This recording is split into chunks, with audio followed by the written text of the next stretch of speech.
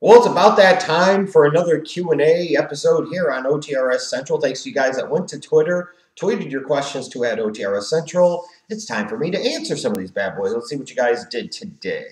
All right, Corey Warboyes asked, do you think Jameis Winston is a Cam Newton 2.0?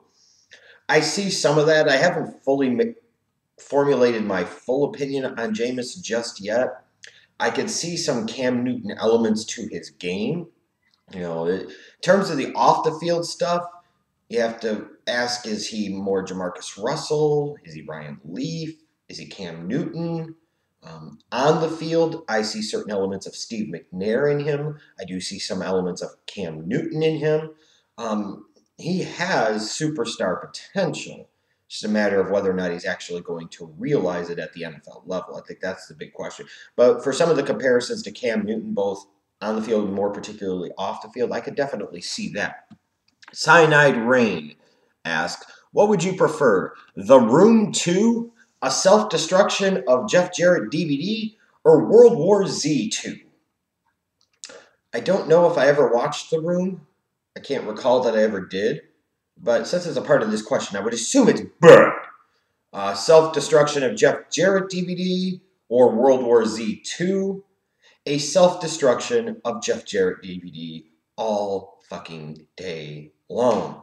Because that would mean I'd get to listen to other people talk about the Memphis mid-card piece of crap. And hopefully they'd even throw in some crap about how GFW is just nothing more than a vanity glory project for Jeff Jarrett, trying to keep Jeff Jarrett's name out there. Cyanide Raid also asks, is it safe to say that Dino Bravo was the recipient of the first shoot interview? Sure. It was a big hit. Bang, bang. It was the original Cactus Jack. Matt Meffe 2. Would it work if Rollins cashed in on Lesnar after his Rumble match with Cena and Orton wins the Rumble to face Rollins at WrestleMania? I mean, storyline-wise, it would work. Is that really a WrestleMania main event, though? Seth Rollins versus Randy Orton for the WWE World Heavyweight Championship? Is that the match that you're going to build an entire WrestleMania around? I don't know about all that. And especially how would the dynamics work if you already have Rollins as the champion and Orton coming in as the babyface? You get what I'm saying? I mean, it maybe to you sounds like in theory it would work. I just don't think it would work very well. And I'm most certainly not building my entire WrestleMania show around that match. I'm just not. Let's see here. Demented Jeremy asks, what do you say to people who say anyone could have pulled off what Hogan did? Oh, very simple. Then why didn't they? How come nobody else ever did? I mean, even when you sit there and say, well, nobody's ever been given that treatment, Well, Cena's been given that treatment for almost a decade now. Actually, technically longer at the top than Hogan had hit during his time at the top of the WWF. Why can't Cena replicate what Hogan did? Why can't Cena do what Hogan did? And we could talk about Austin and The Rock all we want, but they were in a very short stretch. Hogan had a sustained level of greatness and a sustained level at the top, both in WWF and then later on in WCW. To anybody that says anybody could have pulled off what Hogan did, the question is very simple. Then why didn't they? Just the truth. If Ric Flair was so superstar, spectacular, awesome, regardless of the machine behind him, and regardless of this, and regardless of that, then why couldn't Ric Flair do what Hogan did from a business standpoint? It's a fair question. Okay, so let's see here. Underscore Michael Corvin asks, what are some of the absolute worst matches you've ever seen in pro wrestling? Oh, God. What was it? Charmel versus Jenna Maraska back at TNA. Was that Victory Road 2009? I can't remember what pay-per-view that was, but that match was terrible. Brock Lesnar versus Goldberg at WrestleMania 20 was terrible. Undertaker versus Giant Gonzalez, just pick one. Terrible. Any match involving Great Khali, terrible. So those are some immediately that stand out. And then he also asked, is today's WWE product somewhat reminiscent, similar to how the WWE product was in 1995? If so, how? In terms of the less than great business numbers, it has some similarities to 95 in the sense that Vince had an idea of what he thought things should be and how things should go versus how maybe things should be and should really go. There's another one. You have certain individuals with yielding far too much power at the top in terms of guys like Cena or Triple H, what have you, similar to the Click in 95. So there are similarities there. I don't know if it's as bad as 95. I don't know that the characters are quite as hokey and quite as ridiculous. I think the match quality now is better than 95 for whatever that's worth. So there are similarities there. I just wouldn't go all the way in saying this is as bad as 1995. BW Roses, what are your thoughts on the possibility of WWE bringing back the European Championship for Rusev's U.S. title reign? Frankly, I don't care. And the reason I don't care is because if they don't make the belt mean anything, then it doesn't matter what it's called. And that's that simple. Beam of the Cash Man. If you had to, could you pick one or two favorite triple threat matches that you've ever had? Yeah. I mean, I would have to go with WrestleMania 20. That's always a triple threat that I thought worked incredibly well. I don't like triple threat matches as a general rule. I do not. But that is one of them. The triple threat back at Barely Legal 97, where Terry Funk won the title. I obviously could go with that triple threat being another one. So those are two right from the jump that stand out. But it's a very, very, very small number, that's for sure. Okay. Simply recommend. When Stephanie McMahon becomes the head bitch in charge, do you think she can surpass her father? Surpass him how? And no, I really don't. I mean, because even with as senile and out of touch and old as Vince has become, I mean, he's done a lot of things during his time. I just don't envision Stephanie having the good wrestling business sense to be able to surpass him. I just don't. Because you've seen over the past several years what happens with a Stephanie McMahon with a lot of power within the WWE, and the results haven't been good, especially from a creative side. So now what happens when you put her in charge of the entire show? Like, we could always blame Vince for everything in terms of the creative processes for WWE and the decisions made, because at the end of the day, he is the HNIC, and he's the one that oversees everything. He's the ultimate decision maker. But maybe if it was an environment where better ideas were presented and better thoughts were presented and things were written better when they were handed to Vince, maybe even once he tried to screw it up, he wouldn't screw it up as bad. Does that make sense? And who's the person that is largely responsible for the current creative team in WWE and the creative philosophy of WWE? Outside of Vince, it's Stephanie McMahon. So sometimes be careful what you wish for. You just might get it. Let's see here. What else we got? P-Drisk60 asked, what show do you like better, The Daily Show or The Colbert Report? I love The Colbert Report because of the way he's pooning on people like Bill O'Reilly and Sean Hannity, and he's mocking them, especially O'Reilly. But in terms of pure show, I like The Daily Show better with Jon Stewart. Real Ziggy23, what are your thoughts on the death of a 15-year-old boy that was killed over a coat in Chicago?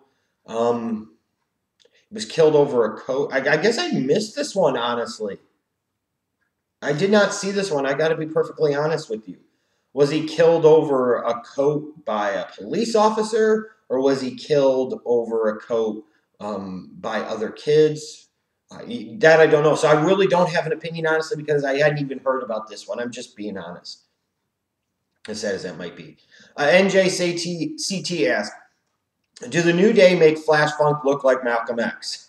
I don't know if I would go that far, but they definitely fit into the Flash Funk category, that is for sure. And how good is Cameron Wake? Very good. A bit one-dimensional as a player, but that one-dimension pass rush, he is really, really good at. A very, very criminally underrated pass rusher in NFL circles, I think, for years. Michael Corvin has a couple more questions, I guess. Have you ever seen any new Jack Shoot interviews? Yes, I've seen a lot of them, and they've provided me some entertainment over the years.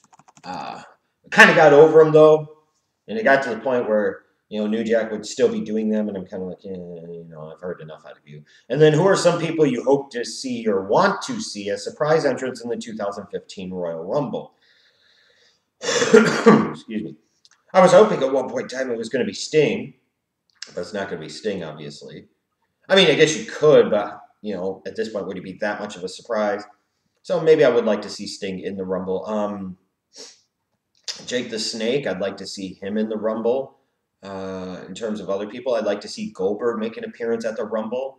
I think the timing would be right, and I think it would really work. Especially his whole shtick and the way he made the entrance to the ring is perfectly suited for a Royal Rumble match, in my opinion. So those would be a couple of guys. I'm always itching for a Eugene return at a Royal Rumble. I think that would be fun to see. So those would be a few of the guys that stand out to me right now. Let's see here. WWE SVR Fan 215. What are your thoughts on Nelson Mandela, Martin Luther King Jr., and Malcolm X? In terms of Martin Luther King Jr. and Malcolm X, two critically important figures in the civil rights battle here in the States in the 50s and in particular the 60s. For those that argued, which approach would be better, whether it was a more in-your-face militant style, aggressive physical style, if you will, of Malcolm X, or the kind of passive-aggressive, peaceful manner of Martin Luther King Jr. I always say at the end of the day, they both got killed. That's the truth of the matter. They both got assassinated. So was one approach really better than the other? I think they were both critically important to that movement.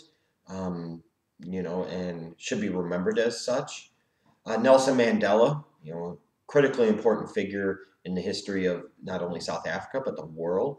For as much as America likes to think of itself as being so star-spangled awesome, it was, almost 2 decades earlier that South Africa, coming right off of the end of apartheid, elected Nelson Mandela to be their president. People always remember Nelson Mandela as this incredibly peaceful force, and that's not always the case. He was a violent revolutionary at one point in time, too. He became different, and he eventually became the symbol and part of what the evils and real wrong of apartheid was. So an incredibly important figure that, will be missed for sure. Let's see here. Siki for life. Would it be okay if Taker came to the ring at WrestleMania, had a stare down with Sting, lights go out, and they're gone? No. No. If you're going to go there, then you need to have Sting versus Taker at WrestleMania. I don't even want to see Taker wrestle again. I think he should retire. I most certainly don't want to really see Taker versus Bray Wyatt. But with Sting and Taker both under contract at the same time in WWE, if you insist upon utilizing Taker, if you insist upon him having a match at WrestleMania, if Taker wants to have a match at WrestleMania, which ultimately he's earned that right, whether I like it or not, in terms of him being able to wrestle again at Mania, he wants to wrestle, then he has every right to. And you know me, at the end of the day, I'm going to mark out for it. Then you got to do Sting. You got to do the dream matchup. You can't possibly be that stupid and think that it's better to do Undertaker Bray Wyatt than compared to Undertaker Sting. I mean, come on. Wrestle is Life 9. What is your opinion of Zach Gowen and his run in WWE in 2003?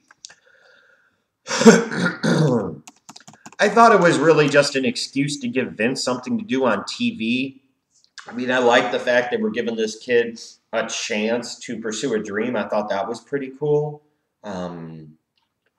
So it was always going to be one of those short-term limited things because what were you going to really do with it?